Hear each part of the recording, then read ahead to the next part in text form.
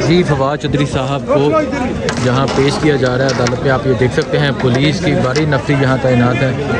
ये आप मनाजर देख सकते हैं, फवाद चौधरी साहब को पेश किया जा रहा है। ये आप देख सकते हैं पुलिस की भारी नफरी तैनात है और फवाद चौधरी साहब को पेश किया जा रहा है। ये आप देख सकते हैं फवाद चौधरी साहब को अभी अदालत में पेश किया जा रहा है। सर पे ये फवाद चौधरी उनको चादर से ये चौधरी साहब को और क्या चौधरी साहब आपको चौधरी साहब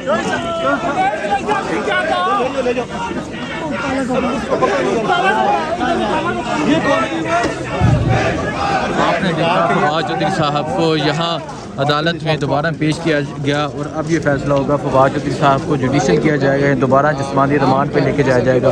ये आप मनाजर देख सकते हैं, पुलिस की भारी नफरी भी यहाँ मौजूद है और कारकुनान भी काफ़ी तादाद में मौजूद हैं जो नारे लगा रहे हैं। अभी फवाद चौधरी साहब को दोबारा से अदालत में पेश कर दिया गया है और आप देख सकते हैं कि पुलिस की भारी नफरी यहाँ मौजूद है, कारकुनान मौजूद है। फवाद चौधरी साहब को दोबारा से अदालत में पेश कर दिया गया है और थोड़ी ही देर तक फैसला सुनाया जाएगा।